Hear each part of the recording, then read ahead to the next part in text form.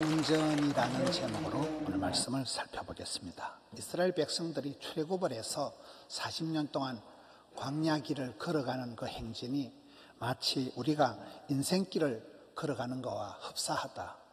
광야길은 인생길의 축소판이다. 이런 얘기들을 합니다. 자동차를 운전해 보면 운전을 할 때 여러 가지 주의해야 될 사항들이 인생길에서도 똑같이 적용이 됩니다. 이스라엘 백성들이 출애굽을 했을 때는 그 오랫동안 애굽에 종살이 하던 데서 자유다, 해방이다, 벗어났다고 하는 그 감격도 잠시고 거친 사막길에서 금방 지치고 짜증을 내고, 특별히 오늘 본문에는 앞쪽에는 홍해가 딱 버티고 있고 뒤쪽에는 애굽 군대가 따라오니까 가도 오도 못하는 진퇴양난의 상황에 빠져서 이스라엘 백성들이 불평을 폭발을 해서 아주 원망을 왕짜증을 내는 본문이 오늘 내용입니다. 여러분, 우리가 인생길을 걸어갈 때 복 있는 사람과 복 없는 사람을 이렇게 볼 때 큰 차이가 하나가 그거예요. 백범 김구 선생님이 얘기한 것처럼 될성부른 사람들은 일거리를 찾고 안 될 사람들은 자꾸 원망거리를 찾는다는 거예요. 이스라엘 백성들의 모습들을 보면 원망, 불평, 짜증, 핑계, 이유를 찾을 때는 항상 인생길이 피곤해집니다. 그런데 어떤 경우에서도 문제가 있을 때 대안을 찾고 어려움이 있을 때 돌파구를 찾고, 그런 사람들은 항상 마음을 새롭게 하면서 멀고 긴 인생길을 완주할 수 있는 실력을 갖추게 되는 것입니다. 오늘 불평하는 이스라엘 백성들에게 하나님의 처방이 뭘까요? 13절에 보면 모세가 백성에게 이르되 너희는 두려워하지 말고 가만히 서서 손가락도 까딱하지 말고 하나님의 구원하심을 바라보라. 여호와께서 너희를 위해 싸우시리니 너희는 가만히 서 있을지니라. 이렇게 처방을 하십니다. 여러분, 우리가 설친다고 일이 되는 게 아니에요. 나댄다고 일이 되는 게 아니라는 거예요. 큰 구원은 하나님이 주시고 쫓겨난 구원은 사람이 그저 오두방정 떨어서 챙기는 법입니다. 최근에 하늘나라 가신 수영록의 정필도 원로 목사님의 어록이 있더만요. 그 어른이 늘 자주 쓰는 어른이 문제가 있을 때 입을 닫고 기도만 해라. 그게 그분의 어록이더라고요. 문제가 있을 때 나발거리지 말고 입을 닫고 기도만 해라. 그렇습니다. 우리가 설친다고 나댄다고 일이 되는 게 아니에요. 여기 이스라엘 백성들이 가도 오도 못하는 어려운 상황에 빠질 때 하나님께서는 오히려 너희는 손가락도 까딱하지 말고 가만히 서 있어라. 멈춰 서서 하나님의 구원하시는 것을 바라보기만 해라. 이렇게 처방을 하십니다. 이런 운전을 하다 보면 우선 멈춤을 해야 될 정지선이 있을 때는 그걸 지켜야 돼요. 정지선의 앞에 멈춰 서서 그렇게 해야 되지, 브레이크 없는, 브레이크가 고장난 자동차처럼 달려가면 곤란합니다. 불평하는 입을 닫으라는 거예요. 원망하는 마음을 거두라는 거예요. 인간적인 수단과 방법을 쓰는 걸 내려놓고 하나님의 손길을 바라보라. 큰 복은 하나님이 주시니까 하나님을 의지하고 바라보라는 것입니다. 어떨 땐 여러분, 내 열심이 무슨 하나님의 나라에 도움이 될까요? 하나님은 내가 많은 일들을 하는 걸 원치 않고 하나님과 내가 깊은 교제에 들어가기를 원하신다는 것입니다.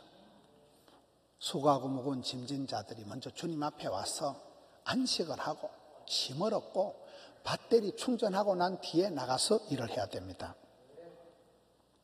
생각 없이 살다 보면 개념 없는 짓을 하고 맙니다. 너희는 멈춰 서서 가만히 서서 하나님의 구원함을 보라. 그때 신호를 보고 그때 여러분 목적지 재설정을 해야 됩니다. 덮어놓고 살지 말고 성경을 펴놓고 말씀을 따라가야 됩니다. 착각하지 말라는 거예요. 네가 나댄다고 설친다고 되는 것이 아니라 주님께서 다 하신다는, 그러니까 주님의 구원하심, 주님의 섭리하심, 주님의 역사하심을 바라볼 줄 알아야 되는 것입니다. 저는 오늘 말씀을 통해서 모세가 가진 네 가지 오늘 상황의 특징을 보게 됩니다. 첫째는 모세의 어떤 청업 능력이라고 보는 거예요. 백성들이 들고 일어나서 희생양을 찾고 뭐 때문에 우리를 여기까지 끌고 와서 애굽에 무덤이 없냐, 뭐 때문에 우리를 여기까지 끌고 와서 개고생을 시키냐 이러면서 모세를 향해서, 지도자를 향해서 불같이 일어나서 원망을, 불평을 쏟아낼 때, 여러분, 사람의 말을 들으면 시험에 떨어지고 하나님의 말씀을 들으면 은혜를 받는다 이러잖아요. 우리가 귀가 얇아지면 자꾸 세상 소리가 들어와요. 이상한 소리에 은혜를 받고 감동을 받아버려요. 그럼 내 마음이 억장이 무너집니다. 내 마음이 우울증이 재발합니다. 그래서 우리는 이 어려울 때 모세를 보라. 모세는 백성들이 부르짖는 소리에 영향을 안 받아요. 하나님이 오다 하시면, 하나님이 가라사대면 하나님의 음성에 귀를 기울였기 때문에 모세의 이 리더십이 흔들리지를 않는다는, 그는 보면 호렙산에서도 그렇고 그 들판에서 하나님이 부르실 때 모세야 네 발에 신을 벗어라, 모세야 바로왕에게 가라, 하나님이 가라사대만 가고 하나님이 멈추라 하면 멈춘다. 그걸 고수톱을 잘 친다. 하나님이 가라 하면 고하고 멈추라 하면 스톱한다 그러잖아요. 불기둥 구름기둥으로, 이른 비로 늦은 비로, 만나로 미추라기로, 지팡이로 막대기로 하나님이 일마다 때마다 인도하실 때가 하나님의 오다, 하나님의 말씀에 귀를 기울이는 사람은 길을 잃지 않고 마음의 허탄함에 빠지지 않는다는 거죠. 다윗이 전쟁에서 승리할 수 있었던 이유는 항상 하나님께 물어보고 하는 거예요. 물어보고 하나님이 오다 하시면 출전하는 거예요. 사울 왕이 실패한 이유는 성경에 보면 하나님께 묻지도 찾지도 안 하고 기도보다 앞섰기 때문에 그는 실패한 왕이 되고 말았습니다. 오늘 말씀에 보면 두 번째는 15절에 여호와께서 모세에게 이르시되 너는 어찌하여 내게 부르짖느냐, 이스라엘 자손의 명령하여 앞으로 나아가게 하라. 여러분, 두려워 떨고 있는 이스라엘 백성들에게 내부 갈등이나 하고 감정 소모에 빠져서 그렇게 허우적거리지 말고 홍해를 건너가라는 거예요. 꾸물거리지 말고 망설이지 말고 홍해를 건너가라, 앞으로 진격을 하라, 이렇게 지금 명령을 하고 있습니다. 여러분, 이스라엘 백성들이 가장 어려움을 당하고 가장 혼란하고 가장 불평을 쏟아낸 곳이 이곳이에요. 앞으로 가면 바다에 빠져 죽고 뒤에 가면 애국 군대에 맞아 죽고 참 가도 오도 못하는 상황에서 최고로 불평을 하다가 이 홍해를 건너고 난 뒤에는 가장 큰 찬양 잔치를 한 때가 이곳이거든요. 사람들이 시장에 가서 물건을 살 때는 비싸다 비싸다 하면서 깎다가 집에 와가지고 사람들 앞에 좋다고 좋다고 자랑질을 하는 그런 시기예요.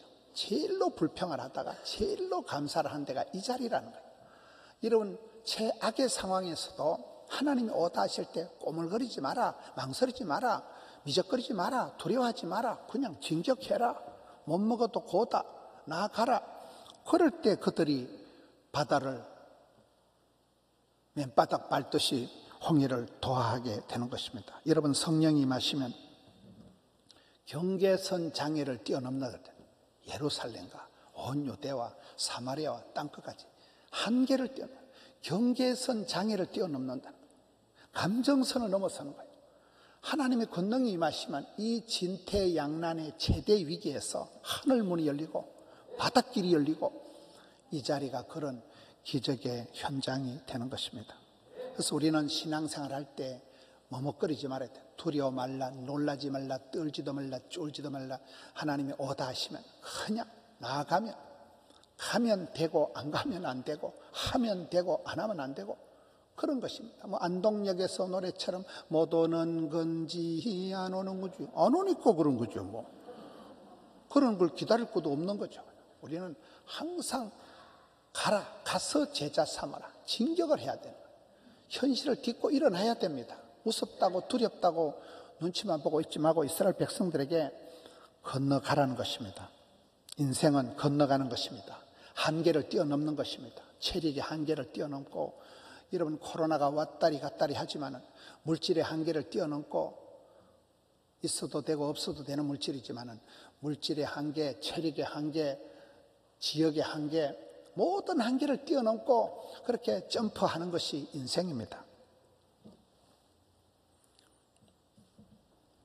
안전 운행은 차량의 흐름을 잘 타는 것입니다.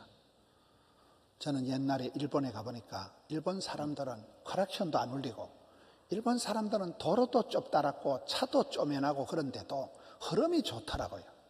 우리나라 사람들은 막 쉐리 밟아가지고 브레이크 꽉 밟고 있다가 앞에 차가 조금만 늦으면 또 막 빵빵거리고, 그런 일본 사람들 보니까 차가 흘러가는데 졸졸졸졸 그냥 그 좁은 도로를 차들이 이래 줄줄줄 흘러가니까 흐름이 있으니까 그 도쿄 시내에 막힘이 없이 흐름이 좋더라고요.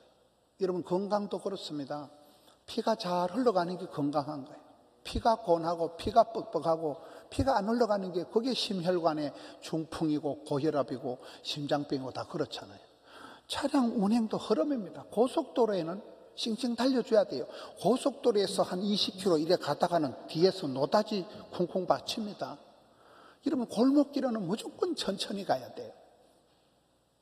제가 옛날에 한번 아파트에 들어가 보니까 아파트에 간판이 제차 서행 이게 서 있더라고요. 제차 서행, 모든 차들은 천천히 가라 그 말이겠죠. 근데 제 눈에는 그게 제자 서행 이래 보이더라고요.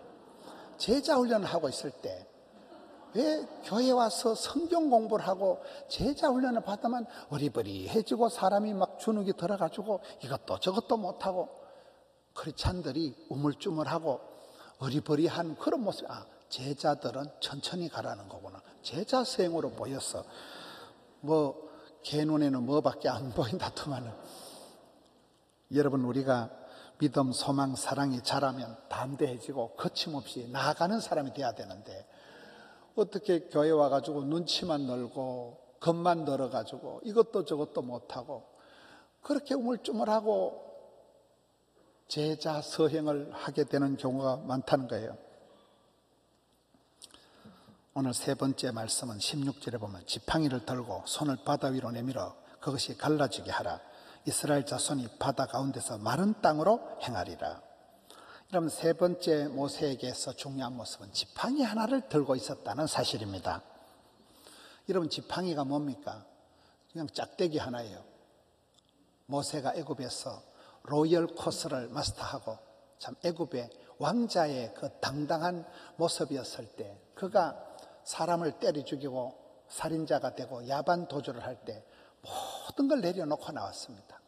금덩어리를 들고 온 적도 없고 비장의 무기를 무슨 권총을 하나 차고 나온 적이 없어요. 그냥 마른 짝대기 하나 들어오는 그게 지팡이입니다. 모든 것을 잃어버리고 짝대기 하나를 의지하고 거친 광야길로 도망자가 되어서 여러분 미디안 광야에서 40년 동안 양치기 할 때도 그의 손에 그저 지팡이 하나 있었습니다. 잃어버린 세월, 빼앗긴 세월 40년 동안에 그가 친구도 없고 아무것 그런 없었어요. 도구가 없었어요.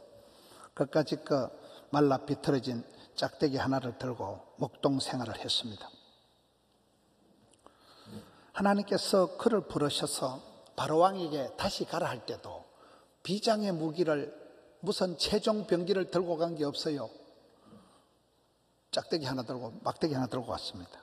오늘 말씀에도 보니까 홍해를 따갈라 붙이는데 하나님께서 무슨 이스라엘 백성들에게 특별한 무기를 소개하지 않습니다. 모세야 네 손에 있는 지팡이를 들고 홍해를 갈라붙이라는 거예요. 그래서 모세가 그 마른 짝대기 하나 가지고 바다를 따갈라붙이고 이스라엘 백성들이 맨 땅을 걸어가듯이 그런 기적을 연출을 하게 됩니다. 우리가 신앙생활을 해보면 하나님께서는 언제나 위대하신 분이지만은 하나님이 들어 쓰신 사람들은 좀 볼품이 없고 초라하고 신통찮은 사람들이 많습니다. 이런 모세를 쓰실 때 모세 손에 달랑 짝대기 지팡이 하나 있었다는 거예요. 다윗을 들어 쓰실 때 다윗 손에는 물맷돌 하나가 있었습니다.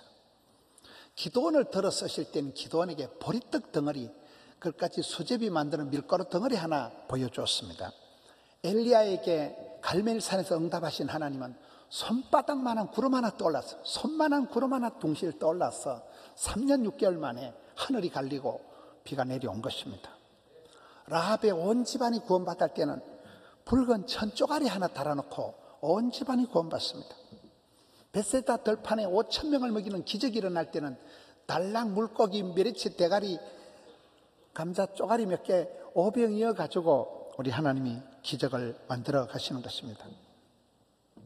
여러분, 하나님은 위대하시지만은 우리가 가지고 있는 것 짝대기, 천쪼가리, 떡쪼가리, 메리치 대가리 거의 그렇더라고요. 우리가 살아가면서 왜 저 친구는 공부도 잘하고 저 친구는 사업도 잘하고 저 친구는 건강도 좋고 친구들하고 비비불불 용감 미인 대칭이라 비교를 하면 헐 나는 초라하고 나는 좀 성질도 별나고 체력도 좀 저질 체력이고 나는 좀 직장도 그렇고 늘 여러분 우리가 남들 앞에서만 초라해지기가 쉽습니다. 그런데 우리 하나님은 모세를 쓰실 때 무슨 최종 병기가 없어요.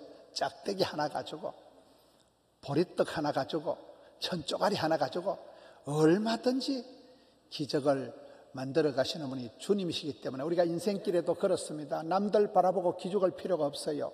남들 바라보고 여러분 인생의 주도적인 인생을 살아가지 못하면 인생에 멀미가 난다 이랬잖아요. 뭔 말이에요?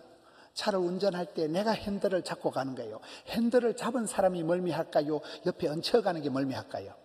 핸들을 잡으면 절대 멀미를 한다네. 그래서 인생을 내가 주도적으로 살아가야 되는데 꼭 여러분 주도적으로 못 살아가고 옆에 얹혀가는 사람처럼 그렇게 살아가는 사람이 인생에 멀미가 왈칵 난다 그랬잖아요.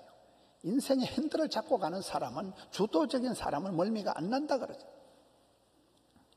여기에 모세의 기적에 중요한 것은 가장 보잘것없는 하찮은 짝대기 하나 가지고 기적을 만들어 갔다는 것입니다.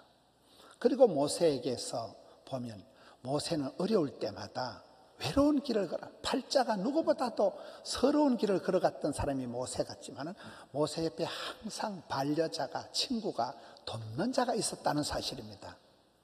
어떤 아기가 태어나서 3달만 엄마 아빠 품에 자라고 3달 만에 낙동강 동동 떠내려간 아이가 이 아이잖아요.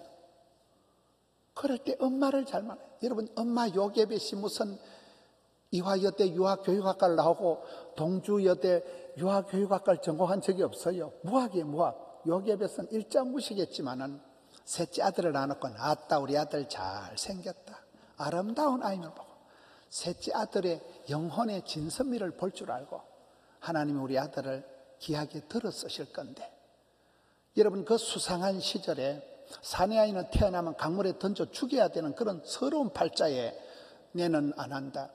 3달 만에 아기를 죽일 수가 없어서 갈대 상자에 애를 담아서 그냥 나일강에 둥실 떠내려 보내잖아요. 그 갈대 상자와 노아의 방주가 똑같다 그러잖아요.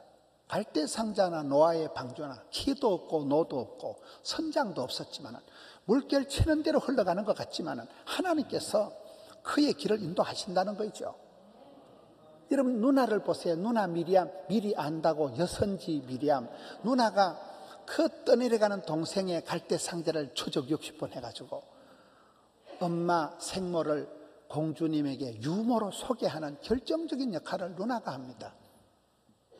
그리고 그때 해필 공주님이 때가 차가지고 때가 밀려가지고 목욕을 할 생각이 나서 강으로 목욕하러 가고 모세가 동동 떠내려오는 게 아다리가 된다는 사실. 그리고 시녀가 건져오는데 여러분 시녀가 생각 잘해야 됩니다. 그 아이를 건져오면 앞으로 똥기저귀 갈아 끼우는 걸 시녀가 해야 될까요? 공주가 할까요? 이거 일복이 터질 건데 그 아이를 볼 때 이방 아이고 여러분 애기가 빽빽 울어보세요. 내 아이가 우는 건 괜찮지만 너무 애 우는 거 엄청 징그럽습니다. 애는 빽빽거리지 이방 아이인데 처근지심이 생겨서 아이고 불쌍하다. 그래서 그 아이를 건져오고 그 아이를 불쌍히 여겨서 길러주고 여러분 결정적인 순간마다 오복을 받은 5명의 여인의 복을 받은 사람이 모세잖아요. 그가 바로에게 갈 때 말주변이 없으니까 말 잘하는 형님 아론을 대변론으로 붙여주고 여러분 그가 아말렉과의 전쟁을 할 때는 보세요. 이 할아버지가 산꼭대기에 올라가서 두 손 들고 기도할 땐 아론과 훌이 양쪽에서 돕는 자가 돼서 기도하는 손을 들어주지요. 여호수아는 현장에서 그 전쟁터에서 칼을 들고 용감하게 여호수아는 싸워주지요. 여러분, 우리가 이 모세의 팔자를 보면 40살에 도망자가 되어서 미디안 광야에서 쓸쓸하게 참 잊혀진 계절, 분노의 세월을 살아갈 때도 이도로라는 장인어른을 만났는데, 이 장인어른이 그 사위에게 앞으로 장차 최고의 리더십을 갖출 그런 들판에서 야성을, 영성을, 정성을 다 가르쳐주고 50부장, 100부장, 1000부장 이스라엘의 행정, 나라를 세우는 모든 절차를 전부 가르쳐준 분이 장인어른이에요. 이러면 그러니 어떻게 보면 모세처럼 팔자가 고약하고 외롭고 서럽고 분한 세월을 살아간 사람이 드물어요. 그런데 하나님은 일마다 때마다 계속 돕는 자를 붙여주셨다. 그 후계자마저도 여호수아를 붙여주셨어. 이 전쟁터에서 여호수아는 필드에서 싸우고 산꼭대기에서 할아버지는 기도하고, 이 콤비 플레이가 되어지는 거잖아요. 하나님께서는 이런 우리가 가는 길이 험하고 어려워도 멀고 긴 인생길에 반드시 일마다 때마다 돕는 자를 붙여주신다는 사실입니다. 그래서 아름다운 동행자, 힘있는 동력자가 있는 사람은 외롭지가 않습니다. 이스라엘 백성들의 오늘 홍해길을 건너가는 이 진퇴양난의 기로에서 어떻게 하나님께서 멈춰 서서 바라보라, 안전운행의 인생길의 매뉴얼을 보여주고 있습니다. 여러분, 자동차 운전을 할 때는 우리는 항상 목적지 설정을, 내비게이션의 목적지 설정을 먼저 해야 됩니다. 이스라엘 백성들은 징글징글한 애굽에서 떠나서 출애굽을 해서 그게 끝이 아니에요. 거친 광야를 거쳐서 반드시 젖과 꿀이 흐르는 언약의 약속의 땅에 들어가는 도정에 있는 순례자라는 거예요. 나그네라는 거예요. 우리는 늘 그런 나그네 의식을 가지고 험한 세상을 이 또한 지나가리라 이렇게 살아가는 것입니다. 아브라함이 100세에 겨우 얻은 아들을 바치라고 명령이 떨어졌을 때 조금도 망설이지 않습니다. 멀리서 모리아산을 바라보고 목표 설정을 하고 모리아산 전방 주시를 하고 그대로 살 길을 걸어가서 그 아들을 바칠 때 하나님이, 야, 이제야 네가 나를 경외하는 줄을 알겠다, 공인을 받고 믿음의 대표로 인정을 받은 게 그때입니다. 좌로나 우로나 치우치지 말고 똑바로 가는 훈련을 해야 됩니다. 여러분, 내가 탄 차가 정체가 돼도 곤란하고 똥차가 밀려도 곤란하겠죠. 이 시대에 저출산이다, 고령화다, 많은 문제들이 있습니다. 병목 현상이 일어납니다. 여러분, 운전은 흐름이에요, 흐름. 고속도로에서는 싱싱 달려줘야 돼요. 아파트 단지 안에서는 골목길에서는 서행을 해야 됩니다. 흐름을 잘 읽어야 되는 게 운전입니다. 소통이 돼야 되고 유통이 돼야 되고 필통이 돼야 된다. 흘러가야 된다는 거죠. 앞만 보고 운전을 하다가도 정지선이 나타나면 반드시 우선 멈춤, 가만히 서서 바라보라는 거예요. 멈춰 서서 생각을 하고 신호를 지켜야 됩니다. 여러분, 이스라엘 백성들이 신명기 11장에 달달한 축복이 떨어질 때 조건은 굉장히 까칠합니다. 너희는 이제 건너가서 차지할 땅, 젖과 꿀이 흐르는 가나안 땅을 가는데 거기에 들어가기 위해서는 조건이 있는데 하나님의 모든 명령을 다 지켜 행하라는 거예요. 이런 차량을 운전할 때 신호 위반해도 안 됩니다. 차선 위반해도 안 됩니다. 속도 위반해도 안 됩니다. 인생길도 그렇다는 거예요. 하나님이 까칠해서 우리에게 복잡한 율법을 주어서 우리를 피곤하게 신앙생활을 하라는 게 아니에요. 그만큼 우리는 존귀한 자이기 때문에 알뜰살뜰 디테일하게 세부 항목을 세워서 그렇게 우리의 인생을 안전운행하기를 원하시는 것입니다. 전방주시 태만히 하면 사고 납니다. 안전거리를 확보하고 경제 속도를 유지해야 됩니다. 코로나는 우리에게 단절이다, 멈춤이다, 막힘을 경험하게 하였습니다. 코로나 봉쇄가 장기화되고 물류 적체가 이어지고 물류 대란이 오기도 하고 거리 유지를 너무 심하게 하다 보니까 모든 것이 차단되고 아웃 오브 사이트, 아웃 오브 마인드, 몸도 마음도 다 멀어진 이런 지경이 되었습니다. 거리두기가 끝났다고 어떨 때는 뭐 대형 콘서트가 열리고 많은 행사들이 열리지만은 우리는 다시금 안전거리를 확보해야 돼요. 여러분, 인생은 거리 유지다. 하나님은 가까이 하고 마귀는 멀리 하고 그렇잖아요. 인생은 체온 유지다. 성령 충만해서 불같은 성령이 임하면 가슴이 뜨거워져야 돼요. 사탄 마귀는 뱀으로 나타나는데 뱀은 냉혈 동물이에요. 이런 몸이 차가워지면 암이 자랍니다. 온열 치료, 열을 가해서 암세포를 죽이는 거잖아요. 체온 유지를 해야 돼요. 거리 유지를 해야 돼요. 속도 유지를 해야 돼요. 기도보다 앞서지 말라는 거예요. 멈춰 서서 하나님의 오다를 받고 움직이라는 거예요. 포도나무 가지는 줄기에 붙어 있어야지 너희가 나를 떠나서는 아무것도 할 수 없다, 이렇게 되는 것입니다. 일기예보를 보고 전에 우리 부목사님 한 분이 운전을 해가지고 설악산에 부산에서 가는데 얼마나 바람이 부는지, 여러분 봉고차를 붙들고 얼마나 신경을 썼는지 설악산 갔다 가는데 눈에 실핏줄이 다 터지더라고요. 바람이 불면 여러분 차가 흔들립니다. 일기예보를 보고 안개가 낀 날은 또 주의를 해야 되고, 도로의 노면 상태를 살펴야지 바닥에 얼음 있는 거 모르고 가다가 차가 뒤집어집니다. 우리 교회 차량을 총괄하는 김한섭 지사님 얘기를 들으면 앞차의 바퀴도 본다는, 앞차가 바퀴가 이게 졸음운전을 하는 차는 바퀴가 왔다리 갔다리 하는데 앞차 바퀴가 어느 각도로 틀리는 걸 봐야 안전운전, 방어운전이 된다는 거예요. 뒤차가 난폭 운전을 하면 알아서 피해야 돼요. 미친놈이 따라오면요, 피하는 게 상책이에요. 여러분, 우리가 안전운행 리더십을 갖추기 위해서는 5개 안경이 있어야 된다더군요. 망원경을 가지고 심리 밖을 10년 뒤를 멀리 볼 줄 알아야 되고, 쌍안경을 가지고 현실을 클로즈업해서 정확하게 현실을 분석할 줄 알아야 되고, 백미러를 가지고 뒤를 잘 봐야 된다. 뒤에 어떤 차가 따라오는가 백미러를 가지고 뒤를 보라, 과거를 보라, 사이드미러를 가지고 좌우를 보라, 나무도 보고 숲도 보라는 거예요. 여러분, 그리고 현미경을 가지고 자기 자신을, 내 체질을 잘 봐야 됩니다. 내 운전 습관을 잘 알아야 됩니다. 앞차의 운전자가 졸음 상태거나 뒤차 운전자가 난폭 운전을 하면 우리가 방어 운전을 해야 되는 것입니다.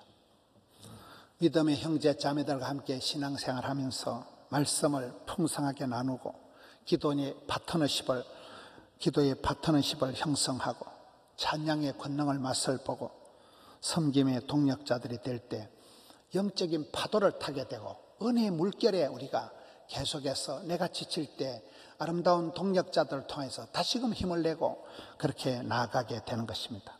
멀고도 긴 인생길에서 하나님이 나를 절대 주권을 가지고 간섭하시지만 나는 또 하나님의 충성된 순종하는 종이 되어서 참 지혜로운 인생 운전자가 되어서 이 인생길을 완주하는, 천국 가는 그날까지 완주하는 우리 성도님들 되시기를 주님의 이름으로 축원합니다.